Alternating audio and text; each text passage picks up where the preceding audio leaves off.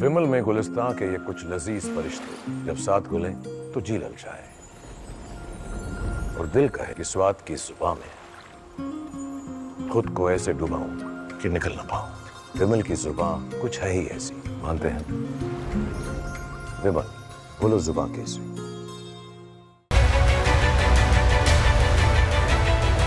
नमस्कार, बहुत स्वागत है आपका। आप देख रहे हैं देश का नंबर 1 चैनल रिपब्लिक भारत। आपके साथ मैं हूं सुमित चौधरी और वक्त हो गया आपके फेवरेट शो तरकश का। और तरकश में आज आपको बताने वाला हूं कि आखिर कैसे सोनम की वो 5 गलतियां जो उसे भारी पड़ने वाली हैं और अब उसकी जेल जाने की पूरी तरीके से स्क्रिप्ट तैयार हो चुकी है। और सबसे पहले देखिए कि सोनम ने अपने पति राज रघुवंशी की मौत की साजिश रची।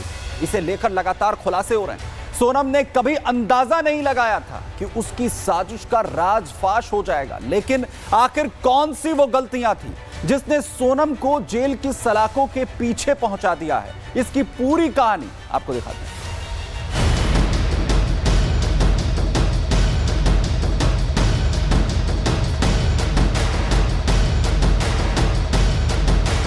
शिलांग की हरी भरी वादियों को राजा रघुवंशी हत्याकांड ने खून से लाल कर दिया। पूरे साजिश के तार एमपी से जुड़े। राजा की लाश खाई में मिली, लेकिन पत्नी सोनम लापता थी। राज लगातार गहरा रहा था। हत्या किसने की, सवाल यह था। और जब खुलासा हुआ तो हर किसी के होश उड़ गए। मर्डर मिस्ट्री की परतें खुल रही हैं। कैसे शातिर और पेशेवर अपराधी की तरह आरोपी सोनम और उसके प्रेमी ने राजा के मर्डर का प्लान किया और उसे मौत के घाट उतार दिया। राजा के मर्डर के बाद सोनम ने बचने के लिए पूरी प्लानिंग की थी। शिलांग से गुवाहाटी फिर यूपी पहुंचने के बाद सोनम खुद को बेचारी साबित करने में जुट गई। इसके लिए कहानी भी गढ़ी, लेकिन सोनम की 5 गलतियां जो उसे भारी पड़ी और सोनम का पूरा प्लान चौपट कर दिया और उसे सलाखों के पीछे पहुंचा दिया। गलती नंबर 1, 23 मई को दोपहर 1:43 पर सोनम ने इंदौर में सास उमा रघुवंशी को कॉल किया था। सास ने सोनम से पूछा कि खाना खाया कि नहीं, तो सोनम ने जवाब दिया कि मेरा उपवास है। एसआईटी की एक टीम ने शिपारा होमस्टे के संचालक से पूछताछ की तो उसने बताया कि 23 मई को सोनम लौटी थी और उसने बढ़िया खाना खाया था। उसके साथ राजा नहीं था। उमा के साथ हुई सोनम की बातचीत और होमस्टे के संचालक के बयान में विरोधाभास था, जिसकी वजह से पुलिस को शक हुआ।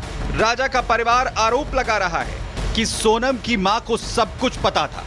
देखिए, इसमें पहली प्लानिंग, शादी के पहले प्लानिंग इसकी ये थी। तो सोनम ने उसकी माँ से कहा था, तो मम्मी मैं जिससे प्यार करती हूँ उससे तो मेरी शादी नहीं कराओगे कभी, तो तुम जिससे शादी मेरी कराओगे तो फिर शादी के बाद जो हादसा मैं करूंगी, जो मैं काम करूंगी, उसको तुम सब देखते रह जाओगे मैं क्या करती हूँ। देखो जरा, सोनम की माँ से जानती है, क्योंकि कोई भी माँ जो है अपनी बच्ची जो है इनका अफेयर चल रहा है तो ऐसा तो नहीं, पता नहीं चलेगा। वहीं पुलिस लगातार छानबीन में जुटी थी। मामले में ट्विस्ट तब आता है जब पुलिस ने सोनम की कॉल डिटेल्स खंगालनी शुरू की। गलती नंबर 2, पुलिस को दूसरा क्लू गाइड की तरफ से दिया गया। उसने बताया कि 23 मई की सुबह 10 बजे राजा और सोनम को 3 अन्य पर्यटकों के साथ देखा गया था। 3 पर्यटक राजा के साथ आगे चल रहे थे, जबकि सोनम उनके पीछे थी। गाइड के बयान के बाद पुलिस ने राजा और सोनम के मोबाइल की टावर लोकेशन और कॉल डिटेल्स निकाली और इससे पता चला कि सोनम जिंदा है।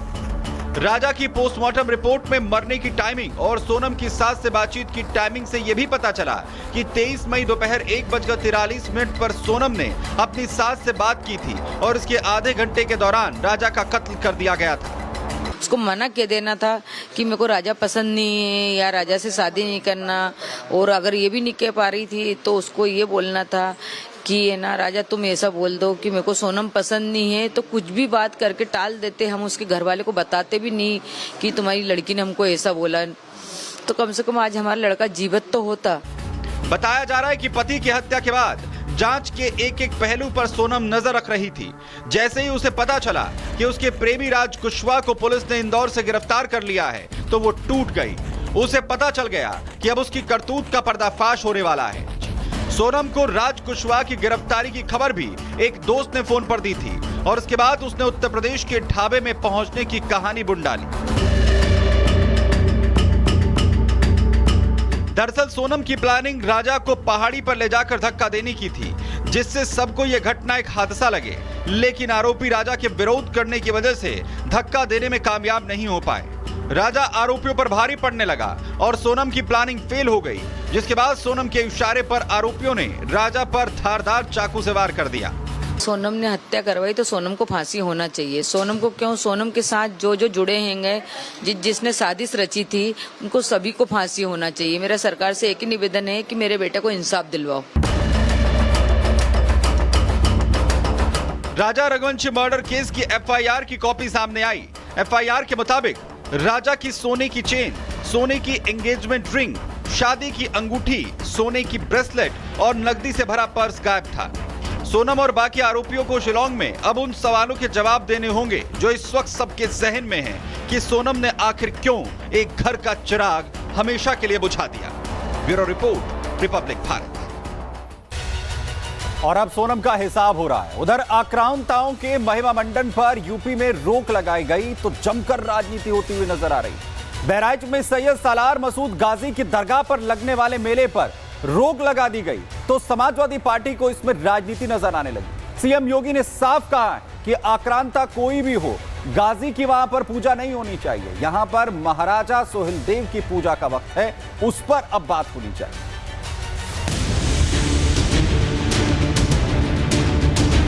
विदेशी आक्रांताओं का महिमा मंडन बंद होना चाहिए। राष्ट्र नायकों का सम्मान होना चाहिए, हर हाल में सम्मान होना चाहिए। हिंदुस्तान की जमीन पर नहीं लगेंगे आक्रांताओं के मेले। 500 सालों में पहला मौका था जब यूपी में सैयद सालार मसूद गाजी की दरगाह पर मेला नहीं लगा। आक्रांताओं का महिमा मंडन करने वालों को यह अल्टीमेटम था। भारत की धरती को लहूलुहान करने वालों की कब्र और मजारों पर फूल चढ़ाने का सिलसिला बंद हो गया तो कुछ लोग आग बबूला हो गए। गाजी की दरगाह पर लगने वाले मेले को लेकर सीएम योगी आदित्यनाथ ने मुगलिया सोच रखने वालों पर कड़ा प्रहार कर दिया।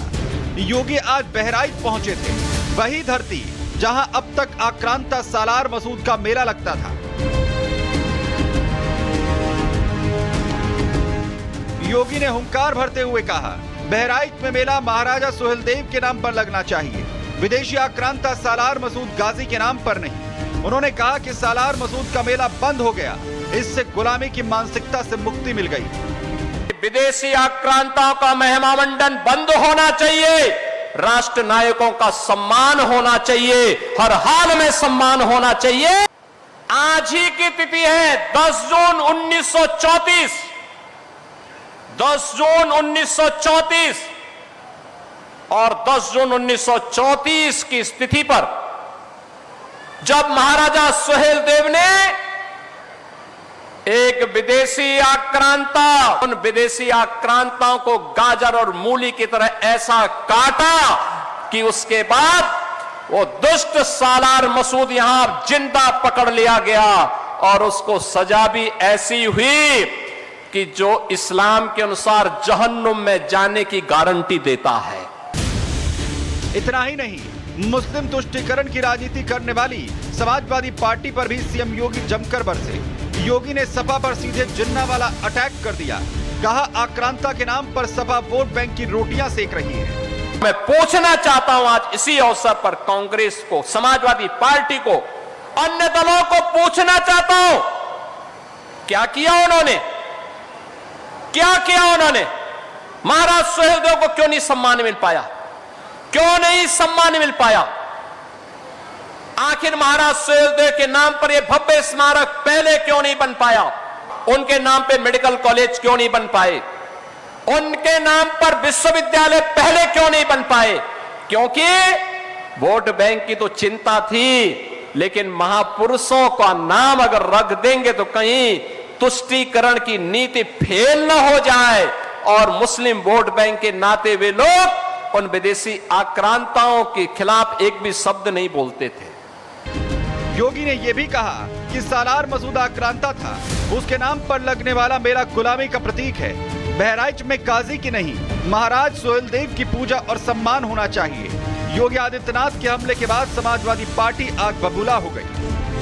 सालों से, कई 100 सालों से बल्कि सैयद सालार गाजी मसूद रहमतुल्लाह अलैह की मज़ार पर जो मेला लगता था उसको उन्होंने नफरत की भेंट चढ़ा दिया। अब उसके बाद भी नफरत की बोलबाजी से बाज नहीं आ रहे। जिस तरीके से लाखों ज़ायरीन, उसमें से मुसलमान नहीं थे बल्कि बहुत सारे लोग और भी अन्य जातियों और धर्म के जाते थे, उन सब की आस्था को इन्होंने ठेस पहुंचाने का काम किया। आज उन नौजवानों को पूरे देश में एक संदेश होगा कि जो देश की एकता अखंडता के लिए, जो देश को गुलाम होने से बचाया, देश की संपत्ति लूटने से बचाया, राजभर महाराजा सुहेलदेव जी के इतिहास को जो लंबे समय से कांग्रेस, सपा, बसपा के लोगों ने वोट की राजनीति को लेकर के ऐसे वीर योद्धा के इतिहास को दबाए रखा। समाजवादी पार्टी की बौखलाहट के पीछे छिपा है वोट बैंक का किला, जिसे योगी सरकार ने ध्वस्त कर दिया। सपा शायद भूल चुकी है कि महाराजा सुहेलदेव श्रावस्ती के राजा अपनी वीरता और नेतृत्व के लिए प्रसिद्ध थे। उन्होंने आक्रमणकारी सैयद सालार मसूद को युद्ध में पराजित कर मार गिराया था। Bureau report, Republic Bharat. वहीं राजधानी दिल्ली में लापरवाही की आग ने एक ही परिवार की 3 जिंदगियों को ले लिया। रिपब्लिक ने अपार्टमेंट की आग के लिए जिम्मेदार लोगों से सवाल किया तो कैसे धक्का मुक्की की गई और कौन है इस आग के लिए जिम्मेदार और क्या उन्हें सजा मिलेगी, ये बड़ा सवाल। दिखाते हैं।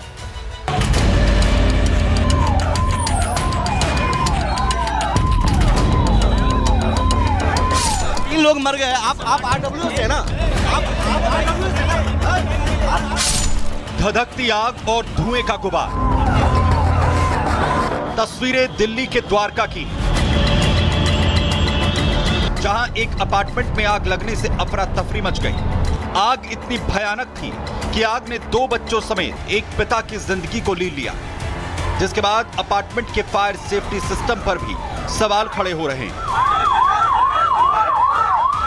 जानकारी के मुताबिक द्वारका के सेक्टर 13 में स्थित शबद अपार्टमेंट के 7वें फ्लोर पर आग लगने से यह हादसा हुआ। हादसे के वक्त कई लोग अपार्टमेंट के अंदर मौजूद थे। आग लगने से चारों तरफ अफरा तफरी फैल गई। 7वें फ्लोर पर रहने वाले एक शख्स ने अपने 2 बच्चों समेत 7वें फ्लोर से ही खुद को बचाने के लिए छलांग लगा दी, जिसमें वो बुरी तरह से जख्मी हो गए। आनन फानन में घायलों को अस्पताल पहुंचाया गया, जहां डॉक्टरों ने तीनों को मृत घोषित कर दिया। अपार्टमेंट की उसी बिल्डिंग में हूँ और इसके ठीक ऊपर वाले फ्लोर में आग लगी है। यहाँ पर भी आग बुझाया गया और राख के निशान देख सकते हैं आप, राख के। लेकिन सबसे बड़ी बात है कि देखिए इस फ्लोर पर भी कहीं फायर फाइटिंग सिस्टम नहीं लगा है। जानकारी के मुताबिक सुबह 10 बजे दमकल विभाग को जानकारी दी गई। जानकारी के बाद 8 गाड़ियां मौके पर पहुंची। तब तक 7वें फ्लोर पर आग पूरी तरह से फैल गई। खुद को बचाने के लिए एक शख्स 2 बच्चों के साथ कूद पड़ा। कूदने से पिता समेत दोनों बच्चों की मौत हो गई। यहाँ आने के बाद पता चला कि हाँ रही परिवार था। यहाँ नहीं मुझे बताया कि वहाँ जाओ, इंदिरा गांधी, और बोला वहाँ जाओ, तो वहाँ मिलने नहीं दिया। वहाँ तो मैंने बॉडी देख ली उनकी, तो भाई की, तो बच्चे दोनों खत्म हो गए। वो उनका एक लड़की थी और एक वो भतीजा हमारा, एक वो चाचा का लड़का, उसका लड़का था वो। तो यहाँ देखते देखते करीब 5 मिनट के अंदर ही आग इतनी विकराल रूप में हो गई थी कि बुझाना मुश्किल था उस टाइम। बिना फायर ब्रिगेड के नॉर्मल आदमी नहीं उस पर काबू कर सकता। फ़ोन कर रहे थे यहाँ पे हम काफ़ी देर से फायर वालों को, कोई सुनवाई नहीं थी। वहीं हादसे के बाद अपार्टमेंट के फायर सेफ्टी सिस्टम पर सवाल खड़े हो रहे हैं, जिसमें यह कहा जा रहा है कि आरडब्ल्यूए के लोग मेंटेनेंस के नाम पर मोटी रकम तो वसूलते हैं, लेकिन उसे आरडब्ल्यूए के लोग ही खा जाते हैं। सिर्फ 3600 रुपए वसूलते हैं, बस वसूलते हैं जी। ये सारी जो अपार्टमेंट की स्थिति है वो दिख रही है, बता रही है कि इसका कुछ काम नहीं होता है। कुछ भी नहीं, कुछ मेंटेनेंस नहीं है। तो आप लोगों ने कभी कंप्लेन नहीं किया? सारे लोग कंप्लेन करते हैं। कंप्लेन किससे कीजिएगा, कहाँ करिएगा कंप्लेन? वहीं रिपब्लिक भारत ने जब आरडब्ल्यूए के लोगों से इस पर जवाब मांगने की कोशिश की तो पहले तो टीम के साथ धक्का मुक्की की गई। आप 3 लोग मर गए। आप आरडब्ल्यू से ना, आप आरडब्ल्यू से ना, आप आरडब्ल्यू बदतमीजी कर रहे हैं। आप बदतमीजी किसने शुरू की? आरडब्ल्यू है तो बताइए क्या नाम है? पैसा लेते हो? उसके बाद आरडब्ल्यूए के पदाधिकारी मुंह छिपाकर भागने की कोशिश करने लगे और खुद को बचाने की कोशिश में जुट गए। ये आरडब्ल्यूए की कोई जिम्मेदारी थी यहाँ पर? अरे आरडब्ल्यूए की जिम्मेवारी है तो आगे देगा ना, तुम्हें बात देगा ना। वहीं इस हादसे ने एक बार फिर से लापरवाही की पोल खोल दी है कि आखिर कैसे लोगों की जान से खिलवाड़ किया जाता है। और इस बार इस लापरवाही का शिकार एक परिवार हुआ जिसने अपने 2 बच्चों समेत घर के मुखिया को खो दिया। सवाल यह है कि क्या इस लापरवाही की सजा जिम्मेदारों को मिलेगी? Bureau report. और दिल्ली के अंदर ये कोई पहला मामला नहीं है। इस तरीके की घटनाएं जो हैं वो पूर्व में भी सामने आती रही हैं, कई जिंदगियां गई हैं और इसमें भी एक परिवार ने 3 लोगों को अपने खो दिया है। लेकिन सवाल ये कि क्या जो जिम्मेदार हैं उन पर बड़ी कार्रवाई जो है वो यहां पर होगी, और होगी तो आखिर कब तक जो है वो परिवार वालों को न्याय यहां पर मिलेगा। बहरहाल तर्कश में फिलहाल के लिए इतना ही। एक छोटे से ब्रेक के लिए यहां पर रुक रहे, फौरन लौट रहे हैं। आप बने रहिए रिपब्लिक भारत के साथ।